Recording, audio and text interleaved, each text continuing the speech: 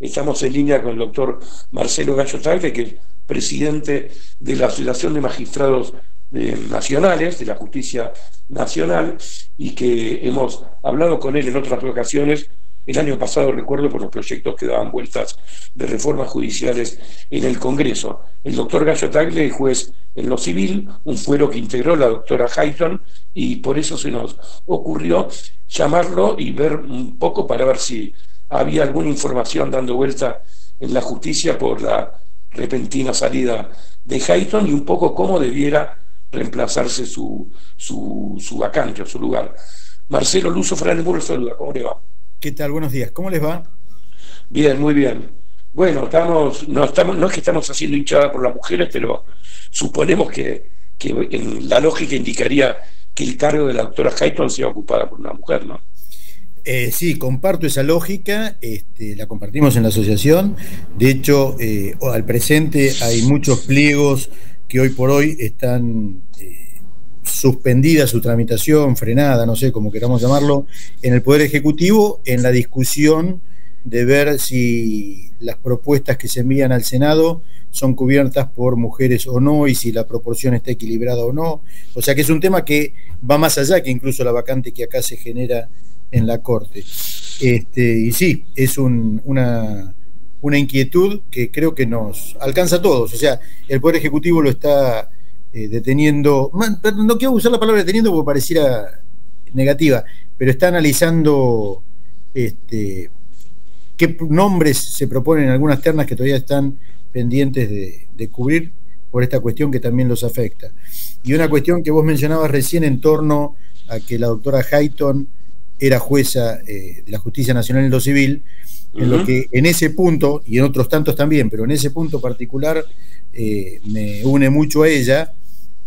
Trabajábamos juntos en la misma sala, ella como juez de cámara y yo como secretario de la sala en la que ella era camarista, con otros prestigiosos camaristas, que afortunadamente tuvo la sala F de la Cámara Civil, ¿no? Así que la conozco bastante, así que me tocó trabajar en distintos ámbitos con la doctora Hayton, y en todos ellos realmente un honor trabajar, porque era un aprendizaje cotidiano de trabajar con ella, en todos los rubros en que le tocó transitar. Ahora, desde ese punto de vista, Marcelo, se va una jueza de carrera de la Corte y los otros 4 jueces que quedan no vienen de carrera judicial, aunque ya lleven varios años algunos de ellos. Absolutamente. Pensaba el doctor Lorenzetti, que adquirió una carrera judicial propia en la Corte, que quizá lo equipara o no. No sé cómo se ve eso desde la magistratura inferior, digamos, si pierden a un representante propio en la Corte o no, con la salida de Hayton. A ver, yo lo quiero encarar de esta manera, que sí perdemos un representante propio, porque además que es efectivamente cierto que era una integrante de la Corte que transitó toda la carrera en el Poder Judicial, en las distintas instancias, además tuvo una actividad asociativa enorme, con lo cual conocía perfectamente muchas de las preocupaciones que hacen la Asociación de Magistrados por su participación en la asociación, en una actividad donde ella tuvo un rol muy activo en distintas comisiones y consejos directivos de la asociación. Ella desempeñó cargos en la comisión directiva de la asociación y tuvo una presencia, aún siendo ministro de la Corte.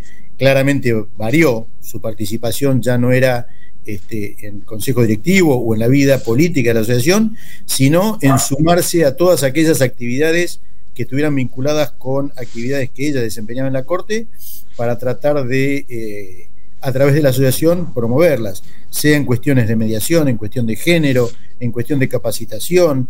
Siempre ha tenido una actividad firme, férrea y permanente, ininterrumpida, en todas esas actividades. O sea, ya siendo ministro de la Corte, claramente modificó su intervención como corresponde, pero nunca se alejó de la asociación y se sumaba permanentemente a cuanta invitación se le cursaba para trabajar en estas cuestiones, sea de mediación, sea de capacitación, sea de defensa de las cuestiones de género. Siempre tenía mucho que aportar y en ese rol era invitada y participaba siempre.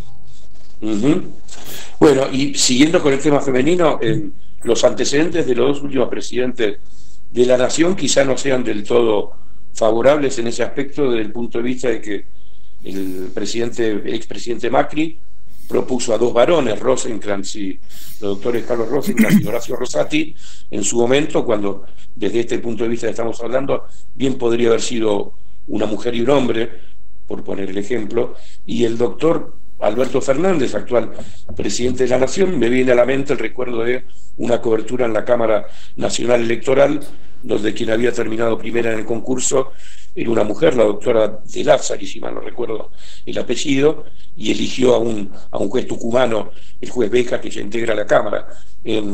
¿Cree que se mantendrá esta cuestión de la paridad o no?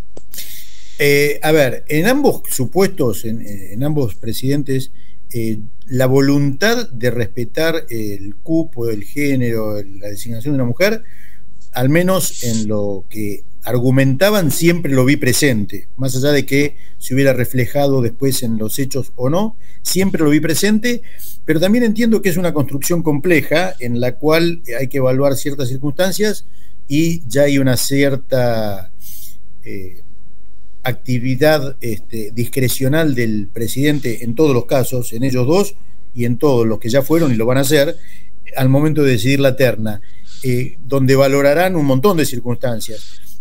Pero en cuanto a la voluntad de respetar el cupo, la equiparación, la representación del género, lo veo presente antes, lo veo también presente en el actual presidente. Reconozco que cuestiones políticas y un montón de otras cuestiones que pasarán por la cabeza de quien tiene que determinar dentro de su discrecionalidad el cómo cubre la vacante.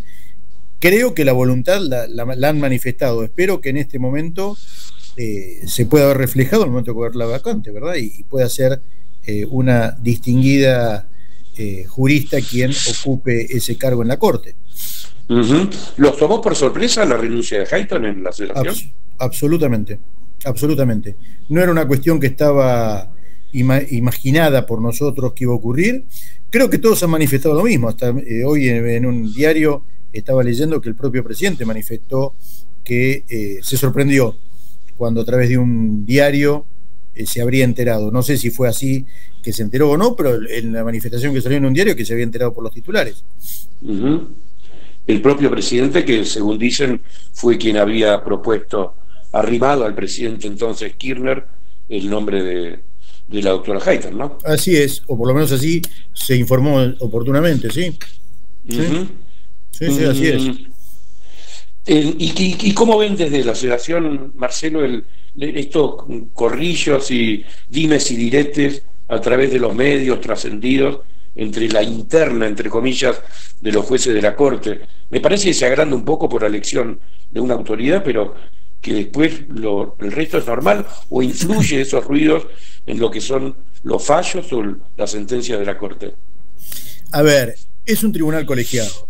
Como todo tribunal colegiado, siempre existen estas diferencias de opiniones y criterios en un órgano donde además razonablemente los criterios de quienes lo integran son férreos, firmes y claros defensores de las ideas que cada uno de ellos defiende. Este tipo de diferencias, entiendo yo, ha existido siempre. A mí solamente me tocó integrar como secretario de Cámara un tribunal colegiado, una Cámara Civil.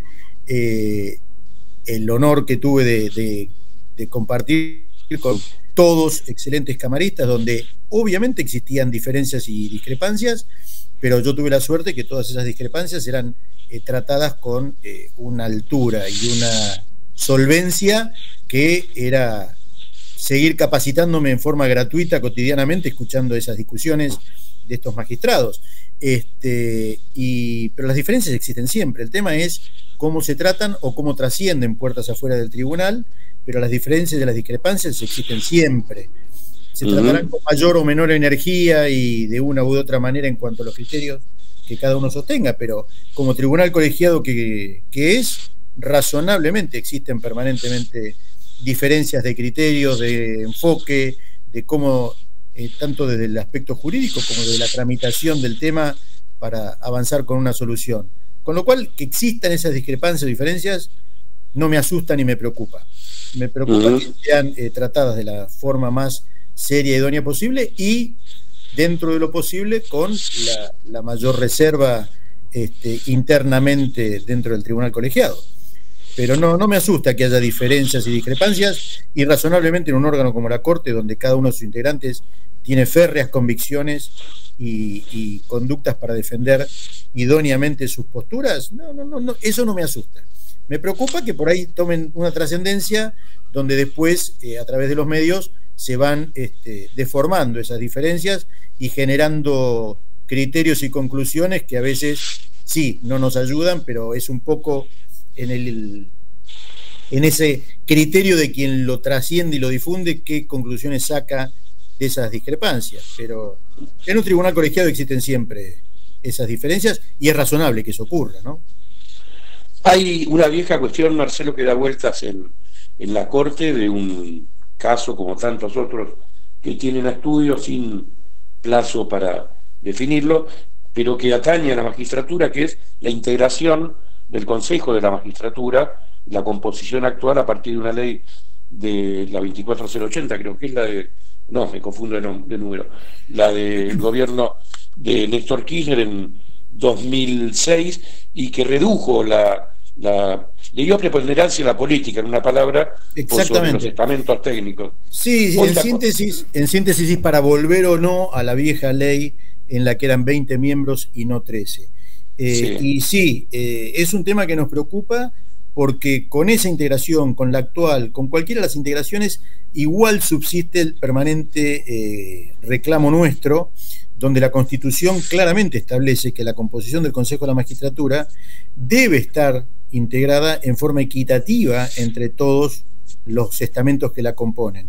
Y claramente con todas las composiciones, con todas, indudablemente la preponderancia la tiene la política, lo que es un error, porque nosotros estamos tratando de insertar inadecuadamente en una Constitución que tiene sus antecedentes en la Constitución de los Estados Unidos, en forma impropia se incorporó un organismo que no es propio de este sistema constitucional. No importa, se incorporó, pero aún de haberse incorporado ese régimen, se lo dotó de una integración política excesiva, cuando los órganos políticos, por fuera del Consejo de la Magistratura, no dejan de intervenir en las instancias posteriores, porque el Ejecutivo interviene al momento de seleccionar uno de los candidatos de la terna y el Congreso va a seguir interviniendo a través del Senado al momento de dar el acuerdo senatorial. Entonces, debió haberse previsto algún tipo de representación más equitativa, donde los jueces, porque en definitiva la mayor injerencia de todo lo que está ocurriendo es en los jueces, tiene una integración muy exigua. Si uno trata de comparar, ya que trajimos un órgano copiando legislaciones comparadas, cómo están integrados los restantes consejos de la magistratura en el mundo, el número preponderante y mayoritario es de magistrados, porque hace a ciertas realidades que hacen al funcionamiento del Poder Judicial. Fíjense que en cualquier organismo que regule cualquier actividad de los abogados, del Congreso o del Ejecutivo, ninguno tiene intervención de los jueces en los órganos de decisión de estos órganos. Entonces, y yo con esto no estoy diciendo que no deban tenerlo, que lo tengan, porque en virtud de cómo se trabaja en el Poder Judicial, no tenemos ningún problema de ser auditados cotidianamente en nuestra actividad, pero hagámoslo en forma idónea y con verdadera vocación para mejorar la prestación del servicio de justicia, pero no donde uno advierte que esa integración más política busca a veces intereses o proteger intereses o promover intereses que no tienen nada que ver con el adecuado control administrativo o disciplinario o de designación de magistrados en el Poder Judicial. Entonces, era un poquito mejor la ley anterior, con 20 miembros, en donde había una mayor representación de jueces y de abogados también, pero en ambos supuestos la integración del órgano político es muy superior a los demás estamentos.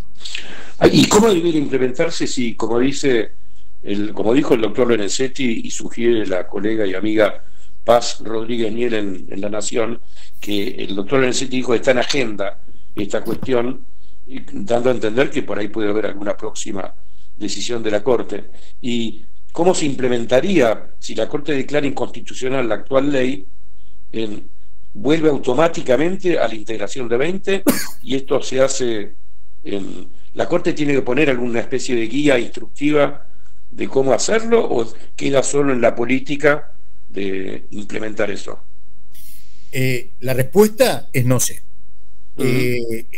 Viendo algunos fallos de la Corte, yo advierto que en varias ocasiones la Corte ha señalado frente a determinadas circunstancias cómo proceder. Para poner un ejemplo, al dictar los fallos Rosas y Uriarte, en los cuales se pronunció sobre el tema de los jueces subrogantes, dio un cierto paraguas a qué pasaba con los que en esos momentos estaban en funciones y hasta que cesaban esas funciones. La decisión obviamente es de la Corte y la forma en que lo hará también es de la Corte, pero para no quedar sin dar respuesta y para parecer que estoy esquivando la respuesta, en orden a esta pregunta, si este fallo eventualmente se dictase en un futuro no muy lejano y restándole al actual Consejo de la Magistratura prácticamente un año de funciones, yo creo que razonablemente para facilitar el traspaso, tal vez una idea razonable podría ser: este es el fallo, en el caso de que el fallo confirme lo decidido en las dos instancias anteriores y decreta la inconstitucionalidad, porque por ahí le estamos hablando todo esto y por ahí el criterio de la Corte es rechazar ese fallo, pero en la inteligencia del razonamiento que estamos haciendo, que lo confirmase, tal vez una opción podría ser esta, y razonablemente me imagino que tal vez la Corte se le ocurra una idea mucho más eficiente y superadora de la que yo estoy mencionando, pero estando de acá, han pasado tantos años, estando de acá a un año de concluir el mandato de los actuales consejeros, tal vez establecer que al momento de comenzar a organizarse la elección del próximo consejo que va a reemplazar al actual, lo sea a partir de las elecciones del año que viene, que tienen que ser para el mes de agosto más o menos, o por ahí, agosto, septiembre del año que viene. Con lo cual, tendría que hacer una modificación en este momento, tal vez, desde mi punto de vista, absolutamente imprudente, es alterar una situación que traería más inconvenientes que soluciones. Entonces, dejar transcurrir el año que queda y solucionarlo. Pero insisto, seguramente cuando decida la Corte, en el sentido que lo fuere, si la decisión fuera confirmar lo que viene de las instancias anteriores, no sé, pareciera, desde mi punto de vista, pero no dudo también que un fallo de la Corte por ahí prevé una solución mucho más idónea e inteligente que la que estoy pensando yo ahora, ¿no? Bueno, y aprovechando que estamos hablando de estas cuestiones, pero que se nos va el tiempo y iba a hacer una última pregunta, relacionado con, se estuvo hablando en estos días de la cobertura, cuando ocurra, de la doctora Hayton, la vacante en la Corte, de hacer una especie de toma y daca político con la oposición y negociar al mismo tiempo la irresuelta situación del Procurador General de la Nación, que no tenemos un titular hace bastantes años, y tanto ruido hizo el año pasado con proyectos incluso de ley que proponían modificar la ley orgánica del Ministerio Público, con el doctor Casal como interino y el doctor Rafeca propuesto por el presidente de la Nación, pero con el gobierno mismo que no daba los votos. Se habla de una negociación para solucionar o matar los pájaros de un tiro. ¿Puede ocurrir eso o cómo lo ven o qué saben ustedes? A ver, déjame hacer una breve introducción al tema. Es absolutamente legítima la conclusión a la que vos arribás y que sé que en algunos lo están comentando. Ahora, desde nuestro punto de vista, es absolutamente negativa que la cuestión se resolviera de esa manera, donde pareciera que esto es una negociación de un toma y daca, cuando estamos hablando de dos instituciones importantísimas, donde las decisiones debieran tomarse con una responsabilidad enorme y seria, porque son cargos que hacen a la participación institucional de la Procuración y de la Corte, con lo cual espero que no sea la postura que se adopte la que muchos imaginan, y no es con el primero que le escucho. Espero que la decisión sea seria, idónea y pensando realmente en fortalecer tanto la Corte como la Procuración General. En esa inteligencia, una crítica que nosotros venimos haciendo desde hace muchísimo es la forma poco seria y no muy responsable con la que se está tratando el tema, es en esta inteligencia de negociaciones, es perder de vista que el arte de la política es la de lograr los consensos necesarios para, contemplando este juego de la democracia, puedan sentarse a conversar seriamente sobre las cualidades y capacidades de cada uno de los que se designe en cada cargo. Es triste, y lo digo con todas las letras, porque no es de ahora, ya desde el anterior gobierno no se lograron esos consensos para poder designar a la persona propuesta por el expresidente Macri, y está pasando lo mismo ahora con la persona propuesta por el actual presidente Fernández. Pero esas son, creo yo, falencias de la propia política, de no estar a la altura de las circunstancias para poder conversar con seriedad y no con negociaciones como las que vos me mencionás, cómo cubrir el cargo. Con lo cual, espero que ojalá esas conversaciones sean lo suficientemente maduras, serias, responsables, elijan a la persona más capacitada para ocupar cada cargo, porque son dos cargos muy relevantes en la vida institucional y del Poder Judicial y de los ministerios públicos, y quede afuera el toma y daca que estamos mencionando ahora, que sería triste que esto tenga que resolverse porque como si fuera un cambio de figuritas. Me parece feísimo que esto sea así. Espero que estemos todos a la altura de las circunstancias para hacerlo de manera seria, responsable, y dar a la ciudadanía un ejemplo de seriedad en la función que a cada uno le cabe. Desde aquí esperamos lo mismo, que prime la cordura y la responsabilidad, porque exactamente son dos puestos muy importantes para la vida institucional pública del país. Bueno, Marcelo, muchísimas gracias por este contacto aquí por Radio Cultura, y seguiremos en contacto pronto, porque este año tienen elecciones en la propia asociación, ¿no? Sí, también eso es cierto. Así es. Bueno, gracias, y volveremos a encontrarnos por aquí en otra ocasión cuando lo dé la noticia. Gracias a ustedes, y sí, nos encontramos todas las veces que sea necesario. Muchas gracias. Bueno, el doctor Marcelo Gallo Tagle, presidente de la Asociación de Magistrados Nacionales.